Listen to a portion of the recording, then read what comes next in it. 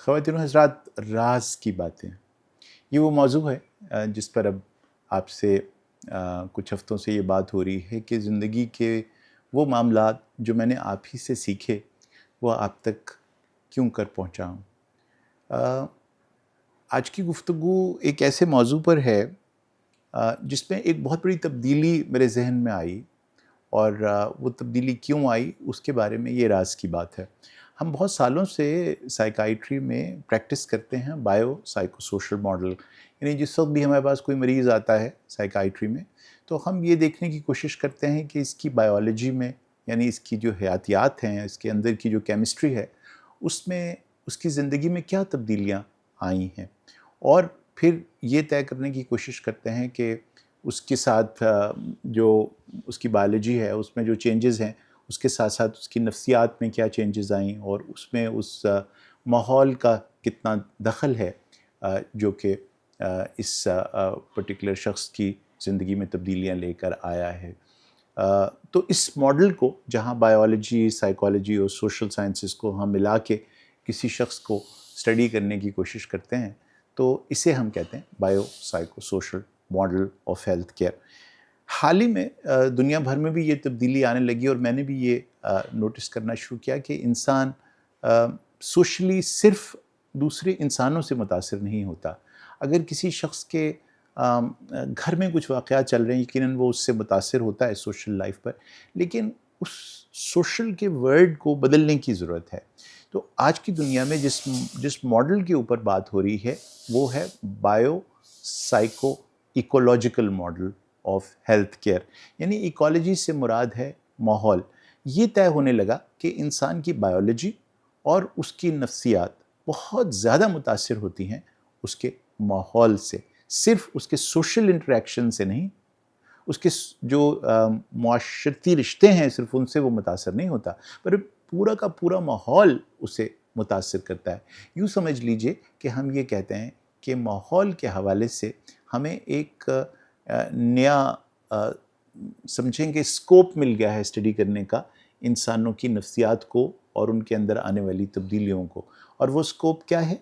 वो है कि माहौल एक वो है जो उसके अंदर का माहौल है, यानी उसकी स्पिरिचुअलिटी जो अंदर का, उसकी वो इकोलॉजी जो किसी को दिखाई नहीं देती सवाए उसके।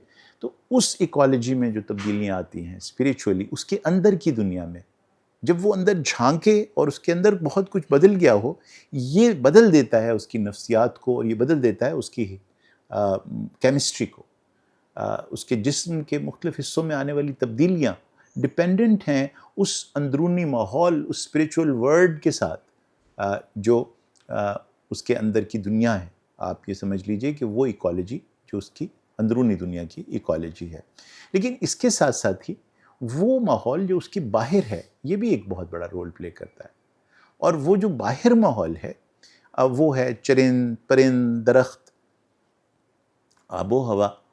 आप एक मोहल्ले में रहते हैं, आप ही की गली में जगह जगह गंदगी के ढेर लगे हुए हैं। तो ये जो गंदगी की ढेर किसी सड़क पर, किसी कोने में, किसी गली में नज़र आ रहे हैं, या यूँ कह लीजिए कि आपके अपने घर में ही कहीं छिलके पड़े हुए हैं, कहीं बेतरतीबी से सामान बिखरा हुआ है, आपकी अलमारी में हर चीज़ गुडमुट हुई हुई है, ये सब कुछ माहौल है। और ये एक तरह से ये जो बेतरतीबी आप बाहर देख रहे हैं, ये जो एक इंतहाई खौफनाक हद तक बदसूरती आप बाहर देखते हैं, ये किसी हद तक गम्माज़ी करती है इंसान के अंदरूनी बदसूरती की। वो मुआशरे जहाँ लोग अंदरूनी ज़िंदगी में अपने स्पिरिचुअल वर्ल्ड में एक बदसूरत कैफियत महसूस करते हैं, तो फिर उन्हें इस बात की परवाह भी नहीं रहती कि उनके इर्द गिर्द कितनी बदसूरती फैली हुई है। आप जाइए नॉर्दर्न एरियाज़ में, आप जाइए खूबसूरत पहाड़ देखने के लिए, पाकिस्तान के नदियाँ, दरिया देखने जाइए, तो आपको सिर्फ वहाँ हुस्न नज़र आएगा जहाँ वो इंसान पहुँचा ही नहीं जो अंदर से बुरी तरह से बदसूरत हो चुका है। जहाँ जहाँ वो पहुँच गया है वहाँ वो अपनी बदसूरती का नमूना पेश कर रहा है। इन गर्मियों की छुट्टियों में आप बेशबहा जगह गए होंगे جہاں آپ نے ہماری اندرونی بدصورتی کی جگہ جگہ تصویریں دیکھی ہوں گی. کیا ہی کلام ہے اور کیا ہی سوات ہے اور کیا ہی مری ہے اور کیا ہی نتھیا گلی ہے. جہاں بھی چلے جائیے، جہاں انسان گھوم رہے ہیں، وہاں آپ کو گندگی کے ڈھیر نظر آئیں گے، اور ہر طرف بدنما بلڈنگز، بدصورت دکانیں، عجیب و غریب قسم کے ٹھیلے. ایک چیز جو آپ کو مسنگ لگے گی وہ ہے حسن اور خوبصورتی. وہ حسن اور خوبصورتی جو اللہ نے اس جگہ کو عنایت تو کر دی، لیکن اس کا یہ خلیفہ جو اندرونی طور پر اندرونی ماحول میں بدصورت ہو چکا ہے، وہ جہاں جہاں جا رہا ہے اپنی اس بدصورتی کے نمونے، اندرونی بدصورتی کے نمونے باہر پھیلاتا چلا جا رہا ہے. کہنا میں یہ چاہ رہا ہوں کہ راز کی بات یہ ہے کہ اگر آپ نے اپنی اندرونی زندگی کے اندر اور اس اسپریچول ورلڈ میں بدصورتی کو چیک نہ کیا اور اسے خوبصورت بنانے کی کوشش نہ کی، تو پھر یقین کیجئے آپ جس جس پہاڑ پر جائیں گے، جس جس دریا کے پاس بیٹھیں گے، وہاں اسی اندرونی بدصورتی کا کوئی نمونہ چھوڑ کر آ جائیں گے. یاد رکھیے گا کہ پہاڑ کاٹنے کے 2 طریقے ہیں. ایک پہاڑ ایک عاشق نے کاٹا تھا جس کا نام تھا فرہاد، اور آپ کو تو معلوم ہی ہے کہ جب عشق سے کوئی پہاڑ کٹتا ہے تو وہاں دودھ کی نہریں بہنے لگتی ہیں.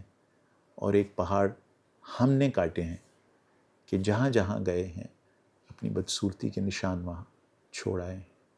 راز کی بات یہ ہے کہ عاشق بنے، فرہاد بنے، تو پھر ان خوبصورت جگہوں پہ جب آپ جائیں گے تو آپ وہاں دودھ کی نہریں بہا کر آئیں گے.